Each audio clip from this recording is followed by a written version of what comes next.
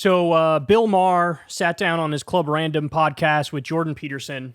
I sat through all hour and 34 minutes of it to torture myself for you lovely folks out there to see if there's anything worth discussing. There's multiple parts where Bill Maher does his classic, the college kids are protesting on the side of Hamas, on the side of the terrorists. And Jordan Peterson's sitting there nodding along, right, yes. Again, I always find it incredible that people like this who love to suck themselves off and pat themselves on the back about how we steel man our opponents, we don't straw man our opponents. They do the dumbest possible fucking straw man you ever heard. Yeah, thousands of people are out there to protest how much they, in favor of terrorism, how much they love terror. It's not that they're looking at Israel bomb innocent people on a daily basis and they're against that. No, it's that they just love terrorism and they love Hamas because they're deep anti-Semites or whatever. I don't need to play that clip for you. You already get the gist of it. We've talked about it 1,000 times. Vile smear merchants is what they are. Okay. Now, these guys increasingly have become caricatures of themselves, right? What I mean by that is you pull the string on the puppet string on their back, the whatever you call the drawstring thingy on the puppet, and it says, woke my bad, woke my bad, woke my bad. They have like the same 3 or 4 things they always come back to. So here is Jordan and Bill Maher, and they are going to discuss how, you know who's actually to blame for Trump and Trumpism? It's the left-wingers. The people who were opposed to Trumpism and Trump at every step of the way, they're actually to blame for the whole Trump era and him winning. You can't make this stuff up. Here we go. You've been standing up to the woke mob more and more. Of course. And so what's been the consequence? Not of course. Not many people are doing that. No, you're right. Well, the consequence is some people left the building. I can't give an estimate, and I don't care, and I don't miss them. Other people joined. Like there's a lot of people in this country who are tired of the hate and the hating, and I am one of them. I don't want to hate half the country, and I don't hate half the country. I would never vote for Trump, and I think he's an abomination. And Kamala, do I have to love everything? No. And it's fine. And I thought she was great last night, and I can't be more thrilled that I would put my money on that she's going to win the election. But I don't hold my tongue about what is insane about the other side, because it is. It's not nearly as threatening as not conceding elections, which Trump does not do. So that's where I am on that. But I also understand that Trump, I think, will go away after this. I think he's kind of finally reached his Joe McCarthy stage where it's like people are tired of it. It just took longer. But Trumpism won't go away. And I would define Trumpism as a fear of the insanity of the far left, which is not completely unjustified. And therefore, anyone is better than that. And Trump proves it because he is that anyone. If he's okay, if he, in all his monstrosity, is still better than what you fear about the left, that's a problem the left has to deal with. It would be so easy. This thing I just mentioned about Colombia, where they were saying we want to eradicate the United States as it is.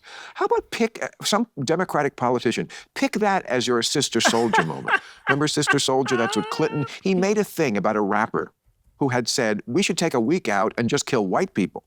Now, no one was... It'd take longer than a week. It would take, exactly. But she said... He's just not committed to the task. She was being reasonable. She said, let's take a week. Okay. And nobody really took this seriously. He purposely picked on that. And someone could do that. Does anybody think most kids in America want to eradicate America? Of course not. But just pick out something to signal to the middle of this country, we're not as crazy as the super crazies on the far left. Just pick it. That's a Sister Soldier moment. We don't want to eradicate America. Okay? So Trumpism they will find someone. They will find another Trump. It's not really just him.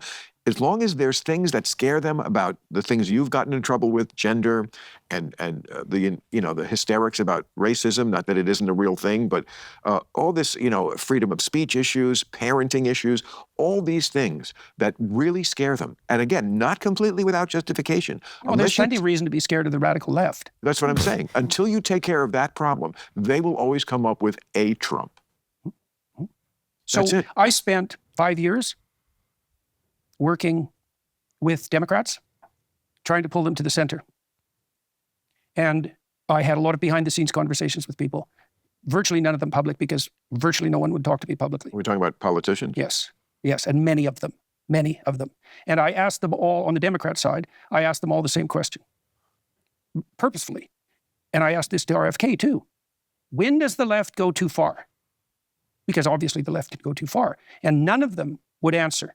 What am I going to do with these people, man?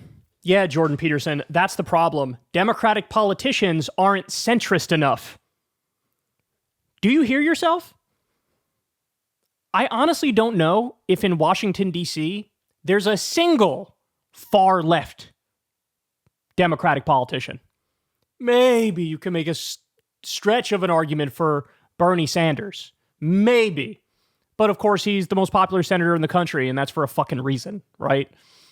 Like, the idea, man, these Democratic senators, I asked them, when does the left go too far? None of them even had an answer, bro. I'm trying to drag them to the center, but they're too far gone. Democratic senators are what Republicans used to be in the 1980s.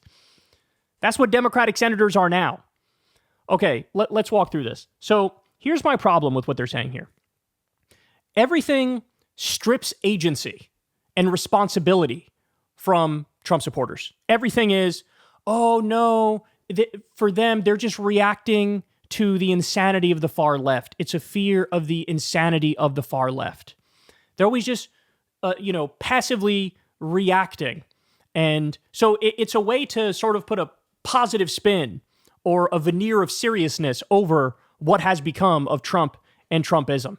They can't just say, no, you know what? Trump and Trumpism at this point, Trump's a cult leader and they're in a cult. They own the stuff they represent, right? That is on them. You don't get to do some weird jujitsu move and it's the left's fault, right? It's the Democrats' fault. They do this all the fucking time. They do this all the time.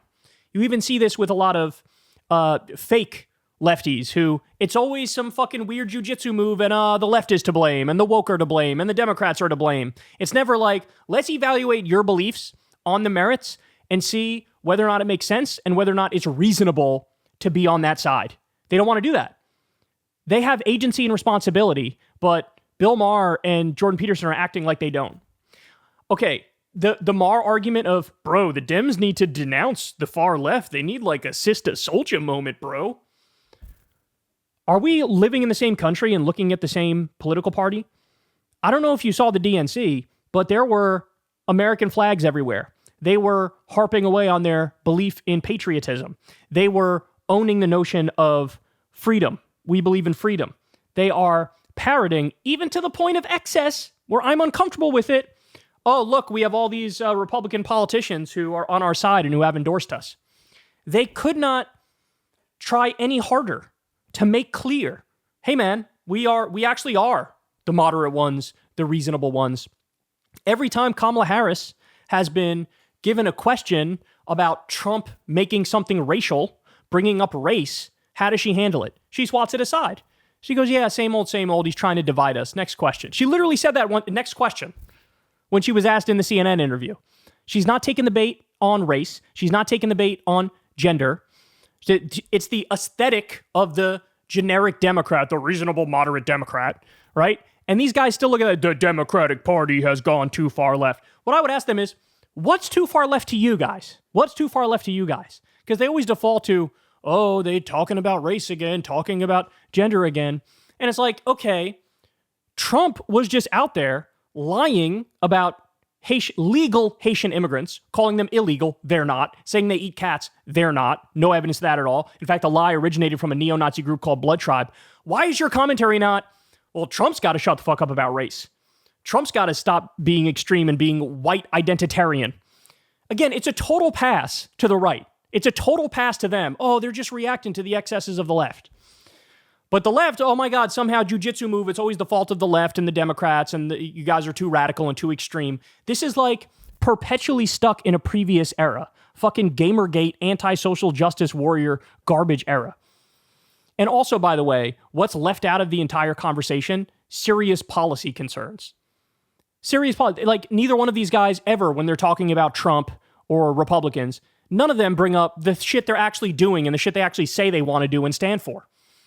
You know, we just covered a story where Republicans, one of their top priorities is repealing the law that lowered drug prices for working people, for Americans.